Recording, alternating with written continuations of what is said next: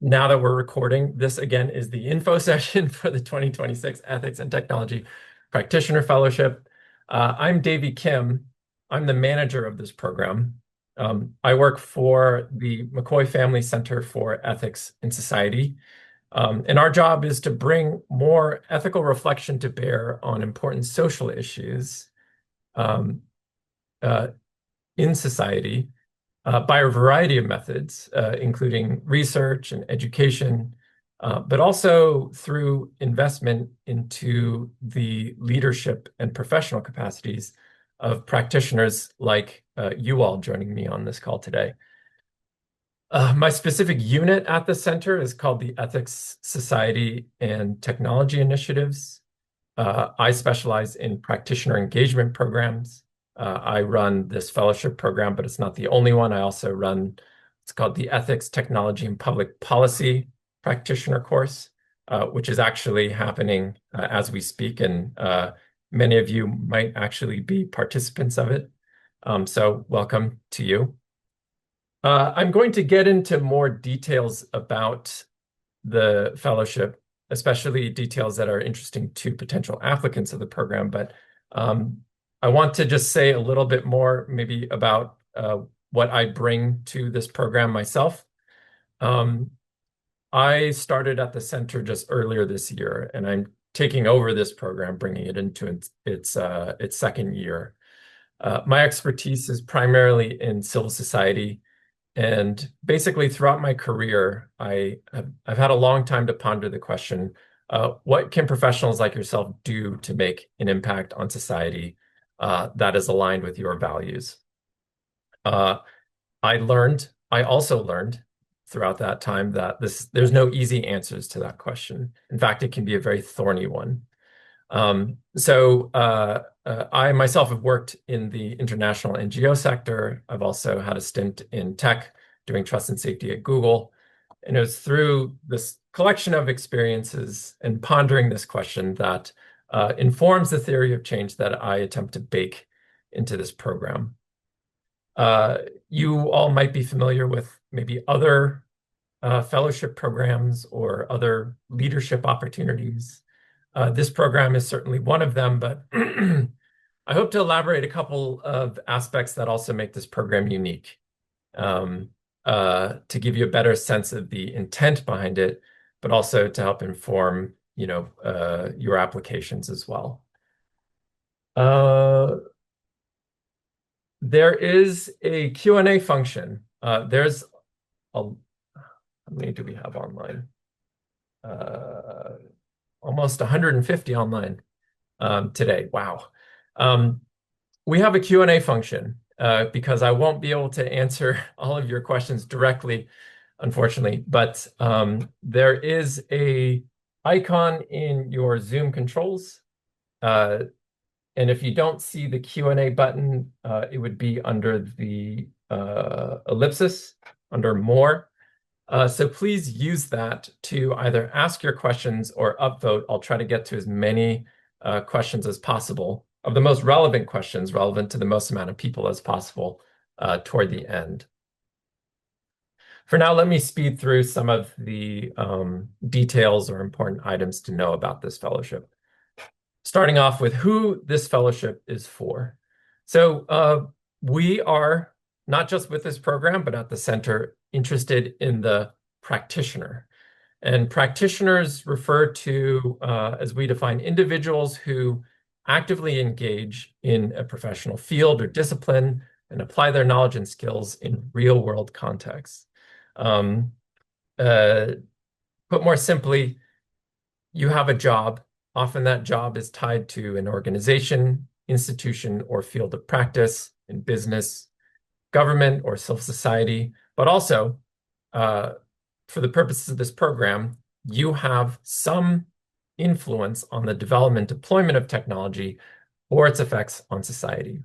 In any case, the definition we try to emphasize here is practical experience and expertise.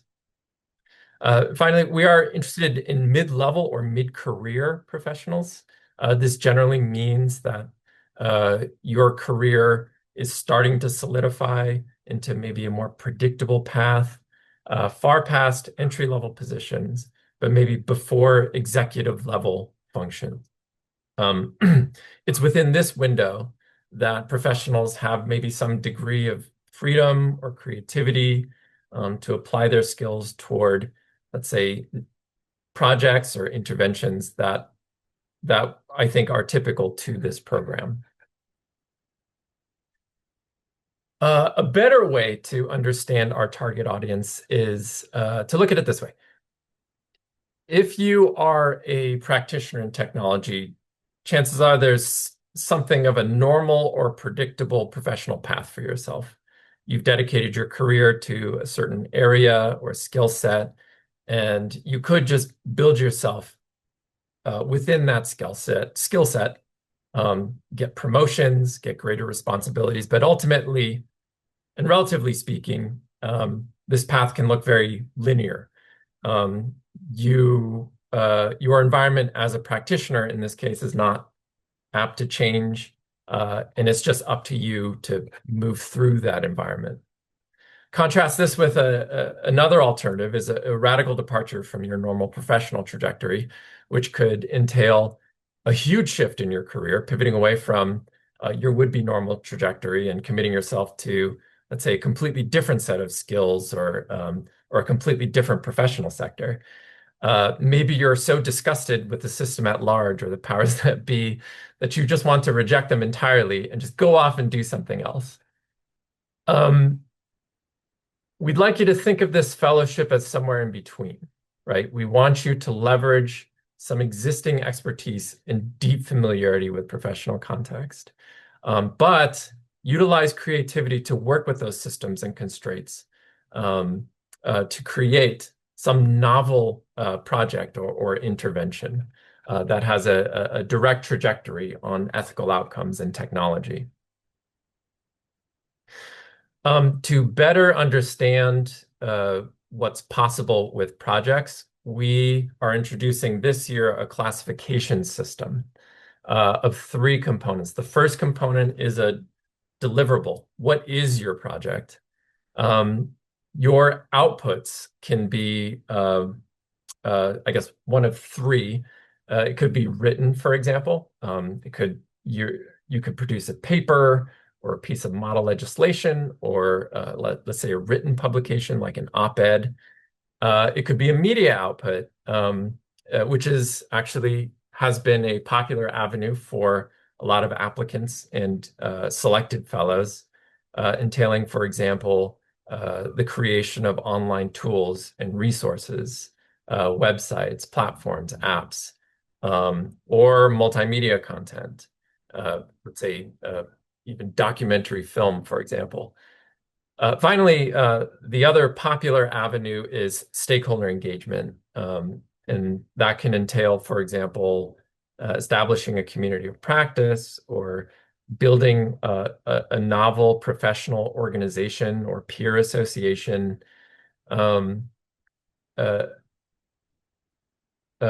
Either way, stakeholder engagement requires you to reach out to people with similar interests or people with a similar set of competencies and to organize them. Secondly, and please pay attention to this one because it's really important.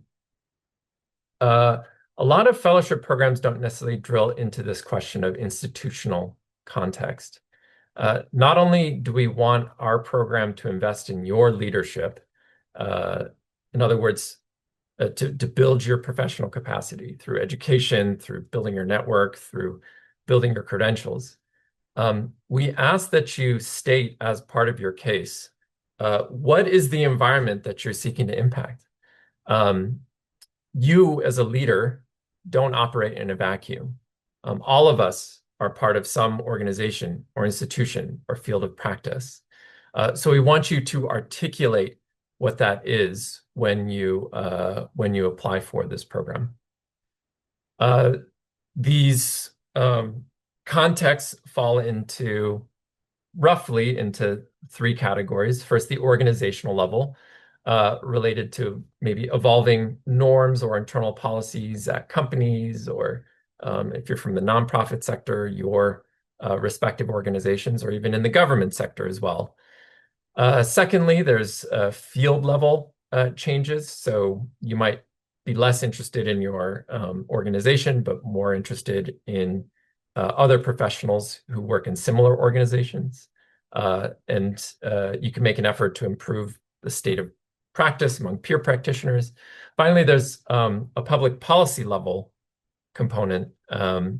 So if you wish to influence outcomes at the government level through, let's say, lobbying or legislative advocacy, that's also an intervention that you can do in the institutional context. Finally, there's theme. So each fellowship year is organized around theme areas to ground, primarily to try to ground our work in ethics, but also to identify affinities among fellows and to connect you to the right resources as well. Applicants are welcome to interpret this year's themes creatively for a wide variety of project ideas, addressing a lot of different issues that can all fall under the same theme. So admittedly, there is a bit of a learning curve here. And so let me provide maybe a set of examples about how all of these classifications can come together into a project idea. And let's just take the example of meritocracy in the age of automation. So you can elect a written output as your deliverable and choose the organizational context. And what this could look like, for example, is a report on examining trends in online monetization and engagement reward systems. Another example, if you choose the deliverable of stakeholder engagement and target a field level context, what this could look like, again, one of many possibilities, is organizing a council of academics on responsible AI usage in the academy.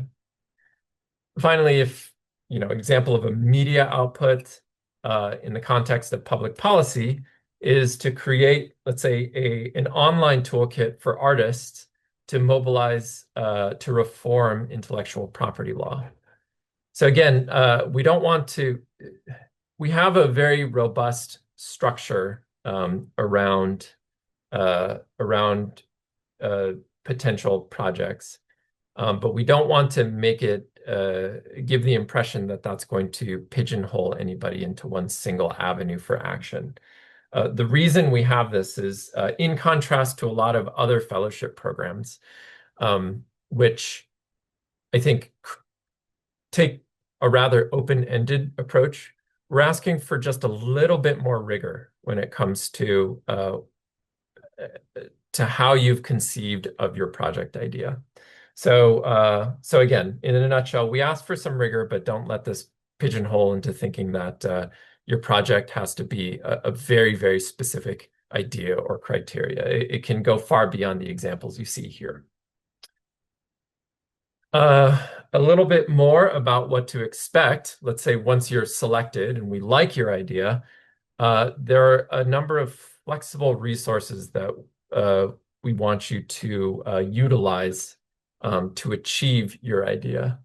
That includes a 15K stipend, flexible stipend, applied over 12 months, an invitation to attend a week-long introductory event on the Stanford campus.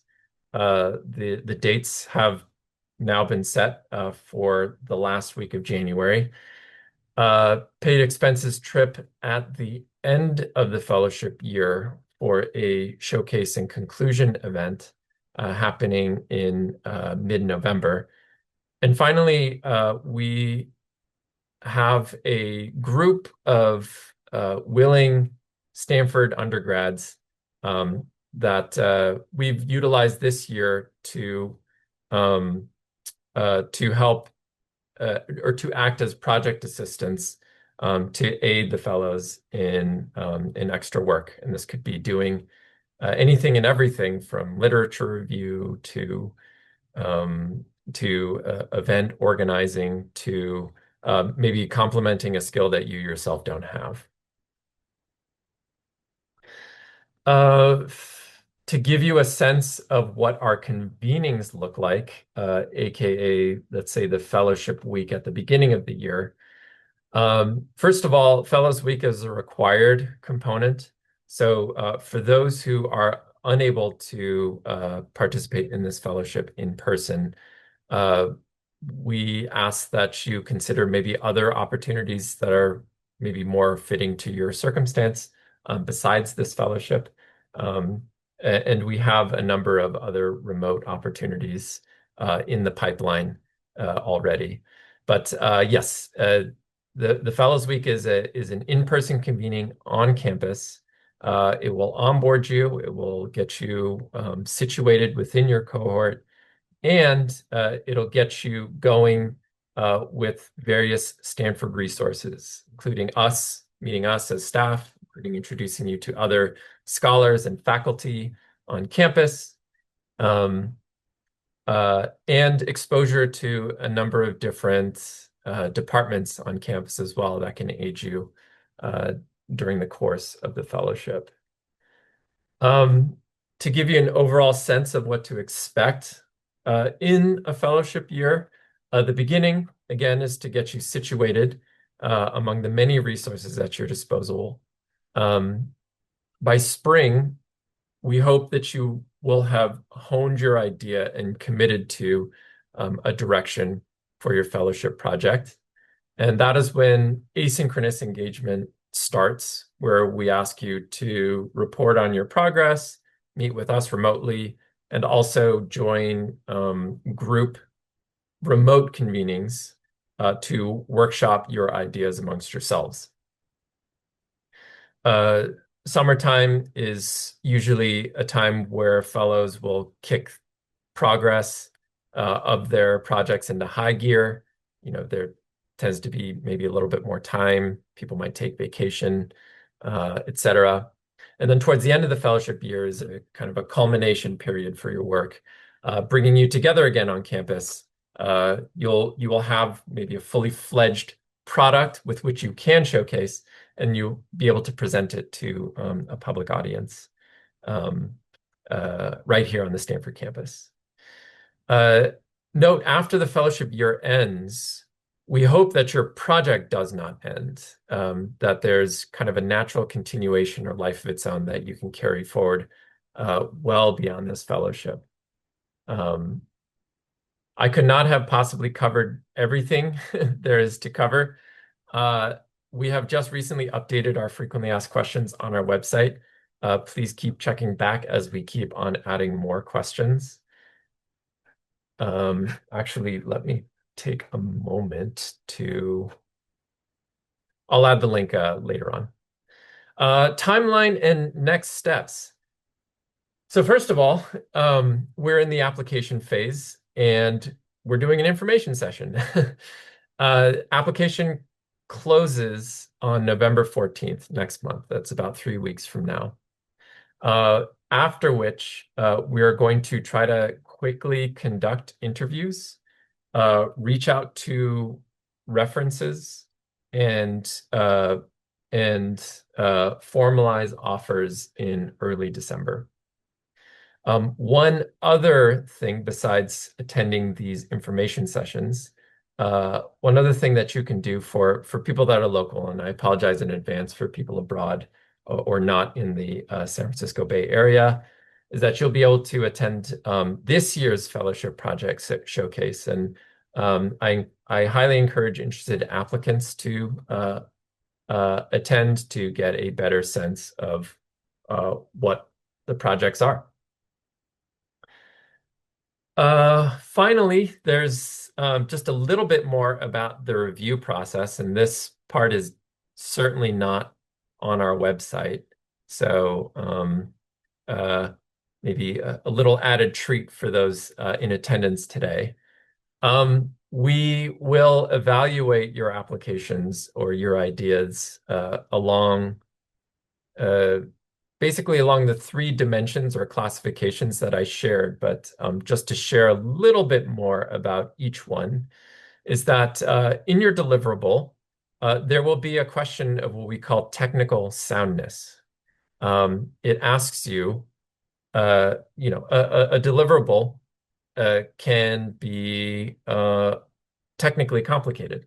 It might require a certain set of skills in, let's say, research or skills in building apps or skills in putting together stakeholder convenings.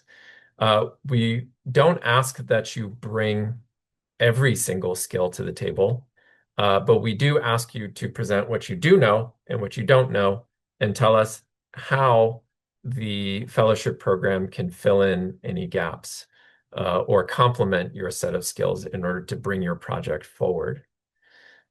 Secondly, in terms of context, um, we ask for, we call the feasibility or the ripeness of the opportunity.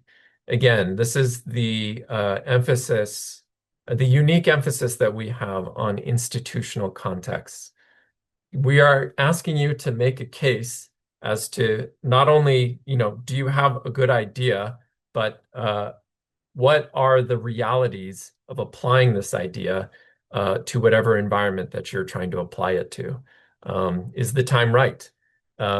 Tell us more about what you know about your institutional environment that makes this project idea particularly exciting or particularly impactful.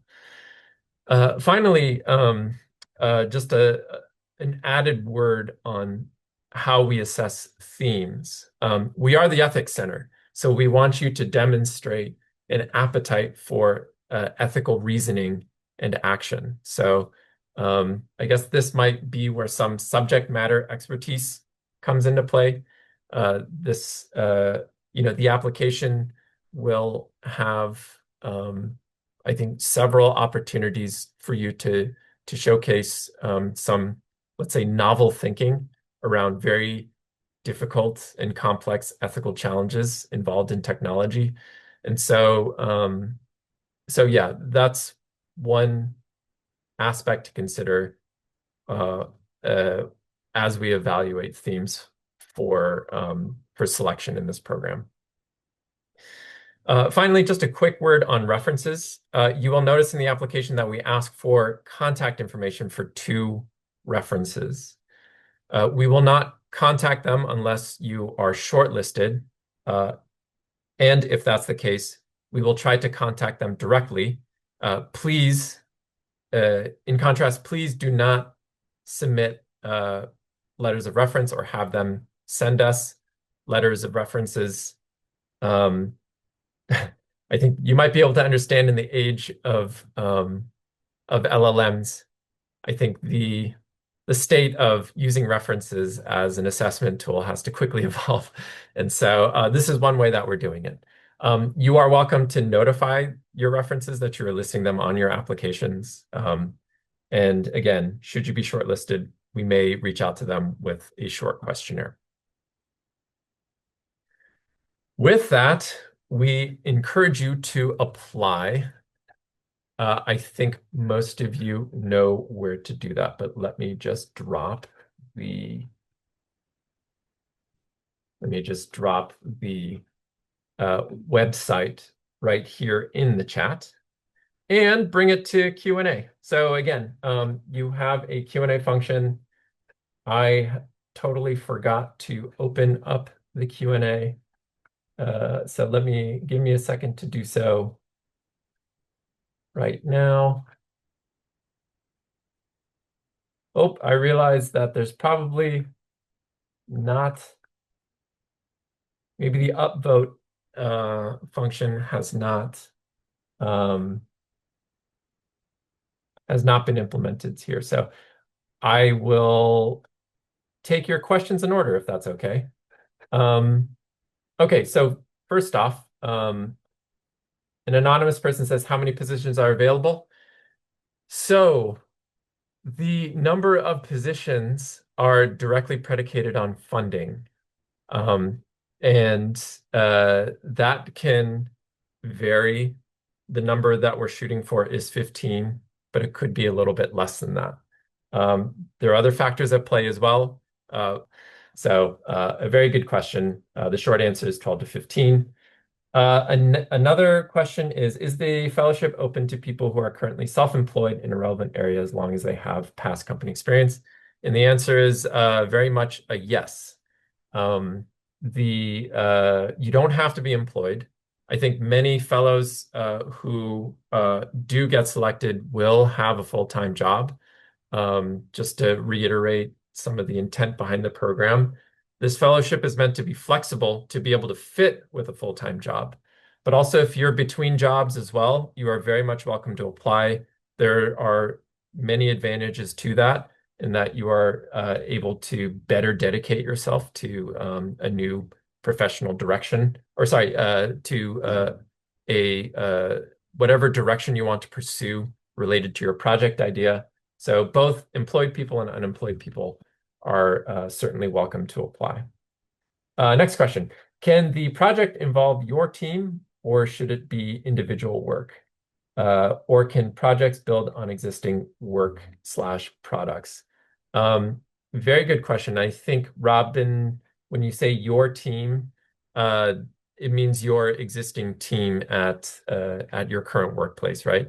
Feel free to unmute, by the way, if you have any clarification to your question. Yes, so this is Robin. Hi. Yeah, so I also self-employed, run a startup, and so my team means like our development team internally. Right, right. So people representing startups are also welcome to apply. I would go back to I'd go back to my handy dandy diagram slide here to help answer that question. So your startup could represent kind of like a normal or a set trajectory as well. What we want to do with this program is to try to kickstart some novel trajectory that would not be possible had you not been selected. That would not be possible had you not been selected for this program. So while a startup can represent kind of like a new or experimental direction, um, we we ask, and you know, you yourself can use your discretion to create kind of an alternate trajectory as well that differs from let's say a normal set path that your team are pursuing, or let's say an alternate path maybe away from existing products that you are already working on or have already been established. Asks, what do we mean by model legislation? Model legislation is just one of many forms of legislative drafting. Again, this could be a written output, but that's more dedicated to influencing the public policy space. People people change laws. How do they change laws? They write legislation, they submit it to elected officials, and um, if successful, it gets synthesized through a legislative process and becomes law. That's generally what I mean by model legislation. I hope I answered the question, but if I didn't, Thanks, Davey. uh, Ronnie, feel free to, I don't know, either raise your hand or just write in the chat. I'll otherwise go to the next question because I'll just in the interest of time.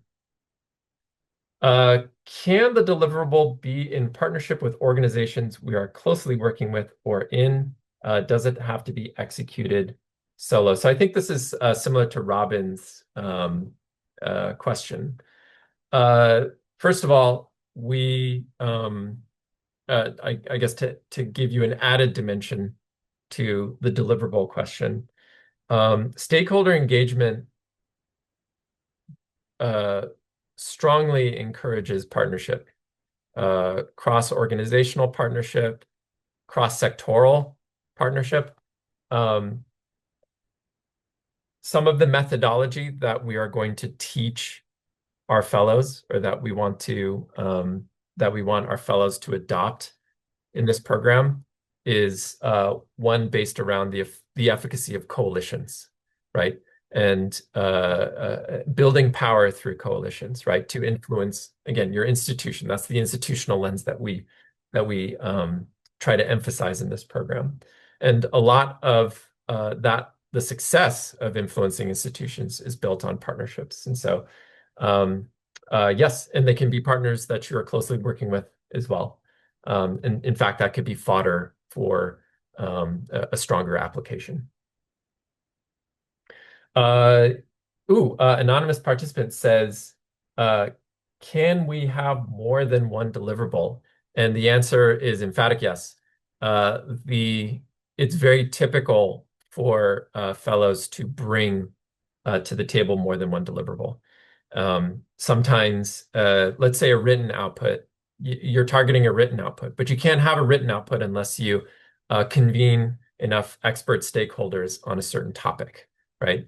And so, in a way, that's a combination of a stakeholder convening and a written output. And you are welcome to be creative with those combinations. The application itself has it allows you to be able to select multiple deliverables. It won't pigeonhole you into one. Let's see. Yes, anonymous participant has a great question. Can more senior practitioners apply if they are actively involved in trying to shape the field, or is it limited to mid-career professionals? And can you provide examples of what you mean by media output regarding website for deliverable? Yes. So this is a question that we get a lot from senior practitioners. And we certainly don't want to bar anyone who is actively trying to involved in shaping their field. Uh, uh, um, However, we have, I guess, let me justify our interest in mid-career professionals a little bit more, in that we see senior professionals as people that are more established and maybe relatively more credentialed as well. And so with our program and its emphasis on mid-career professionals, we want to try to fill in maybe opportunities for professionals who might not yet have had uh, the chance to establish themselves and a chance to accrue enough credentials as well. So we tend to see senior practitioners as having more of them, even though that might not necessarily be the case. Maybe this program can represent kind of a meaningful departure from their duties, albeit, from a senior practitioner position. But yeah, that's how I'll, I guess, frame kind of the level at which people can enter this program. Secondly, examples of media output. So I can use examples from this year's fellowship cohort. We have one, Omar, who has an interesting project that is trying to develop a platform that helps inform community members of surveillance patterns in their respective areas. And that requires the building of an online tool, an actual website. He's not the only one. Another fellow is trying to build a trust and safety content red teaming toolkit. That entails like the building of like a website or an app interface. He in particular is using the method vibe coding, right? There's a lot of different paths to doing a multimedia deliverable. So that's just one example, at least of a website. But again, multimedia can mean a lot of things, and with it, we ask you to, this is an area that you can be particularly creative. So I hope that clarifies things. Abby Loopy has a great question. Will we pick one institutional or professional context uh, to influence, or do we need to touch on all three? You don't need to touch on all three. You don't need to choose one. I would say that among our three classifications, uh, the institutional context is usually one. It's usually a single one. However, it doesn't necessarily have to be. And again, the application uh, does not ask you to commit to one. If you want to commit to multiple, we'll give you the space to explain what that means. Let's see. Anonymous participants. Are applications reviewed on a rolling basis? No. If by what you mean, do we review applications throughout the year? No. Our review period is contained in our review cycle, which happens every fall for the next fellowship year. Let's see, what kind of support is there for sharing the completed project deliverables globally to reach more people and direct opportunities for impact in the real world? What are some examples of past fellows and their deliverables? Okay, so what kind of support is there for sharing the completed project deliverables? Sharing completed project deliverables globally. So if I understand your question, does it mean that like, is there any follow-on support for making sure that there's global relevance to your project idea? I don't know. We try to do the best we can to, promote the success of your project. And if your project targets a global audience, we hope that we have given you, at least through the basic offerings of the fellowship, enough support and capacity building to do that. So yeah, I hope that answers your question. Examples from past fellows and their deliverables. I mean, we have we have two internationals as part of our current 2025 cohort. Their deliverables aren't necessarily international as they're meant to, oh, can folks still hear me? Okay, yeah. As they're meant to impact their respective contexts. These two fellows are particularly from Latin America, so not necessarily global in scope, but specific context globally, certainly.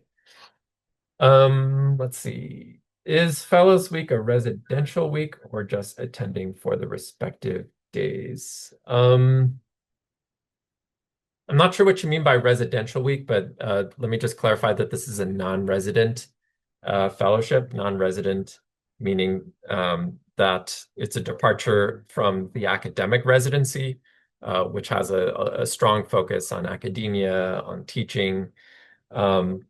This fellowship is non-resident, that it appeals to practitioners, not necessarily academics, right?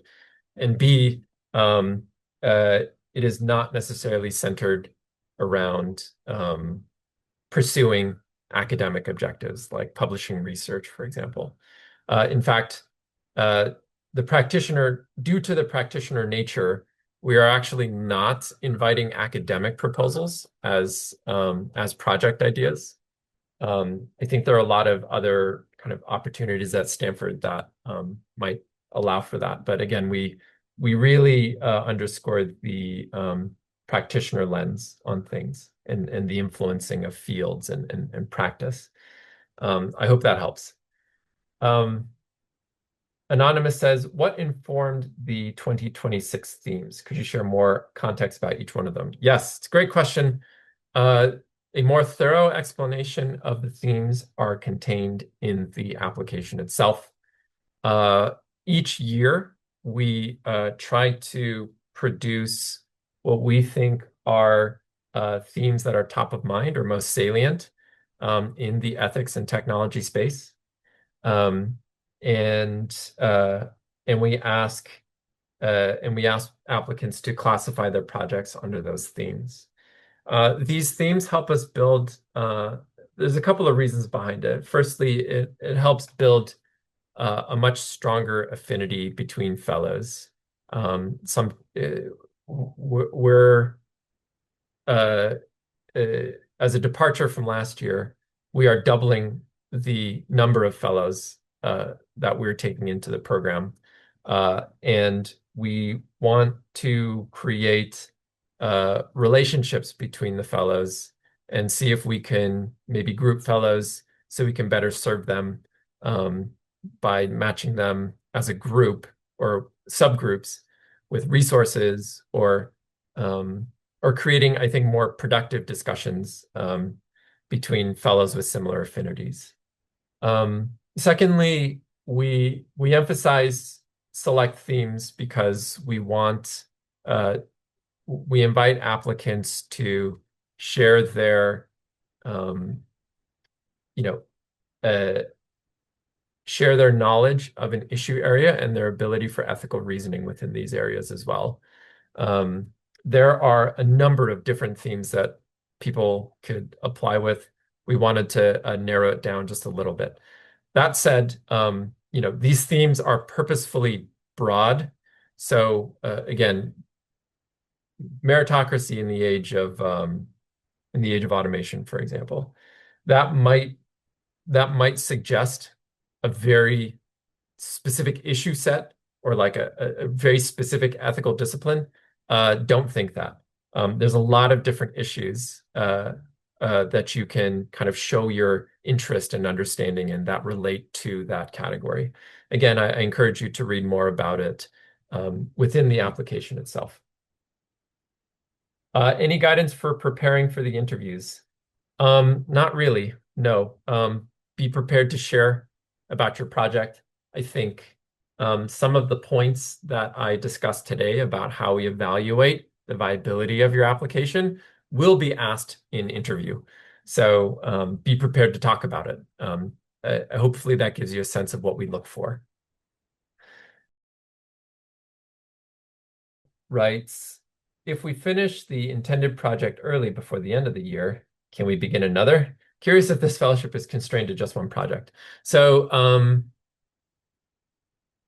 it's confined to just one project, but it's not confined to just one deliverable. So you can pursue, let's say, again, a combination of stakeholder convening or a written output, or let's say the building of, let's say, like a multimedia project or something. But they should all sort of fit within one project goal.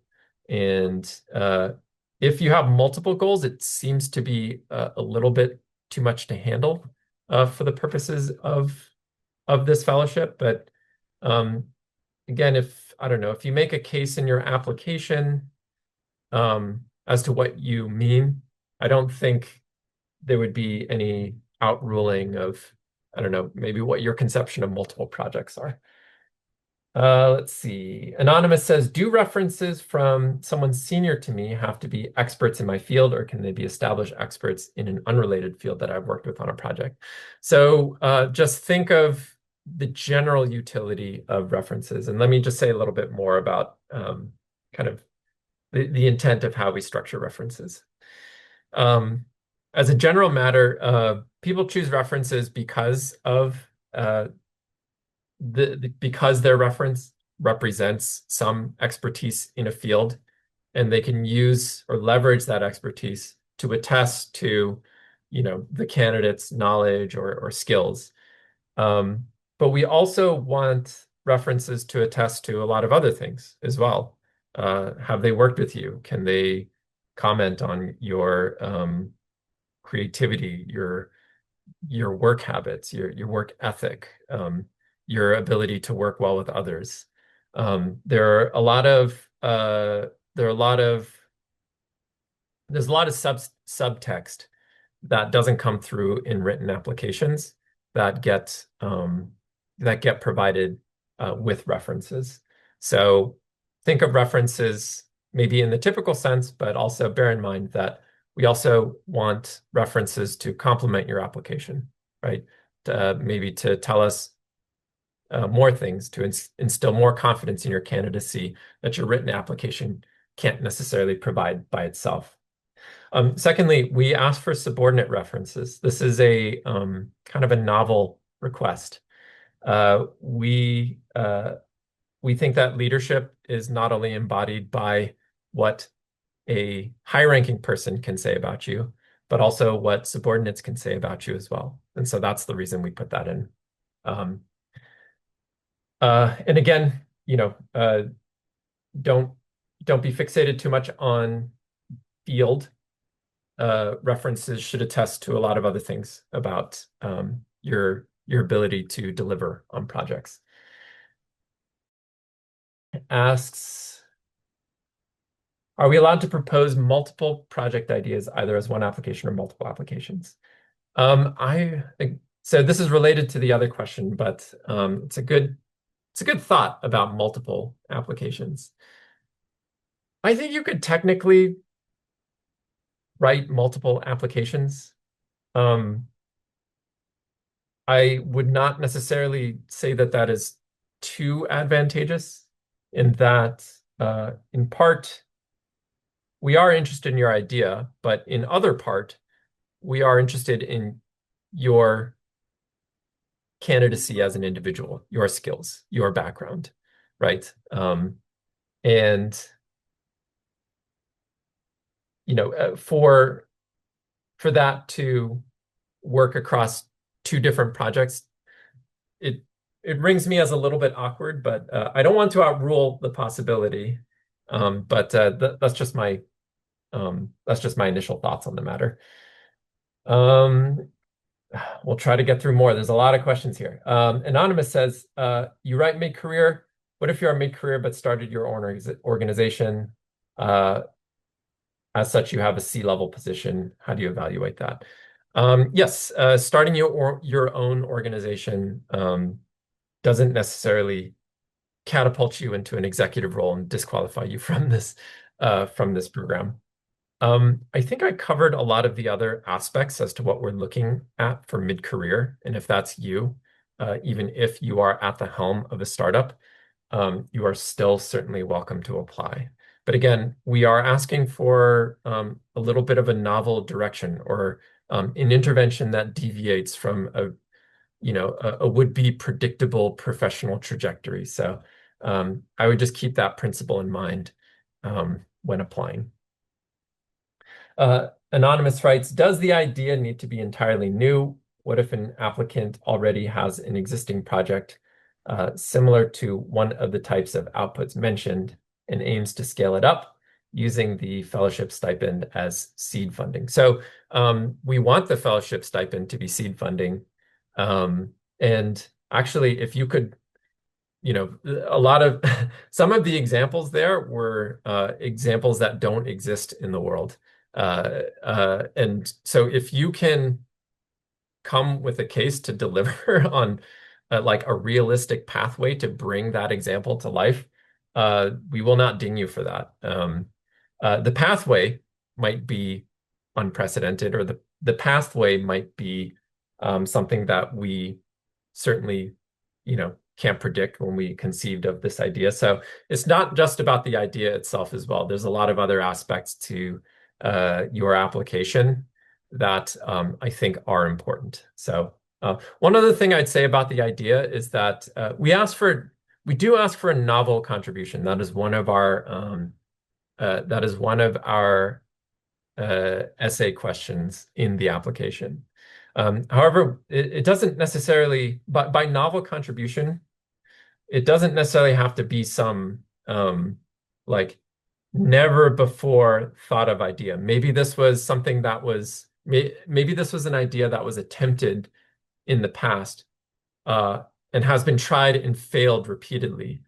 But you have showed up in, with an application that proves that how the same idea has tried and failed, but this is how you're going to do things differently, right? And so again, another kind of possibility to noodle on as you think of, this idea of like project novelty. Would you be able to expand on the 2026 themes and why they've been selected? I think I answered that. Uh,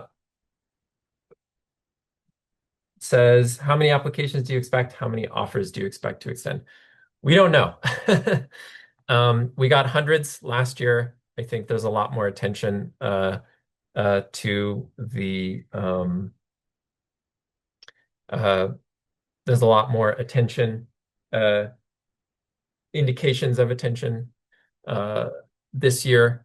So we'll probably expect them in the hundreds again. We expect to extend 15 offers. Realistically, maybe not everybody will accept them, or maybe we may not have the capacity to fill out 15 slots. That's a little bit up in the air. Hopefully that answers the question. Who do you suggest as referees? I think I answered that question. Again, follow a common logic as to who you generally choose as referees. Just make sure they can add more information that would otherwise be offered in your application. Mercy asks, I had a proposal which is similar to what a practitioner from last year worked on. Would this matter? I would like to say no, but again, we ask for novelty in some shape or form. So if your idea is similar, but let's say the way that you influence a professional context or something is very different, or if the professional context is completely different, then we'd love to hear it. We encourage you to apply. Applying as a duo. Okay, so this is a really good question because a lot of people are interested in applying as a group.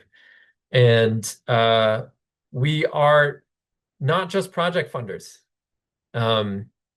If we were just in the business of funding projects, we would welcome groups. We would be welcoming organizations. You would be applying as your team and not necessarily yourself.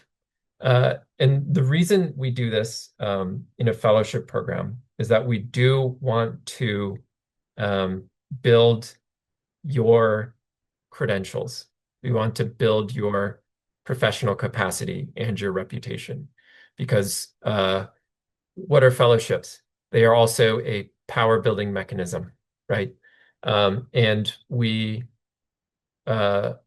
see this as a valuable, power building mechanism, and that's partially why we're interested in mid-career as well, because we want to offer this to people that might not necessarily have a breadth of opportunities within reach to build their professional capacity, and so that's why we try to emphasize the individual on this. But a lot of people do work as a team on their projects.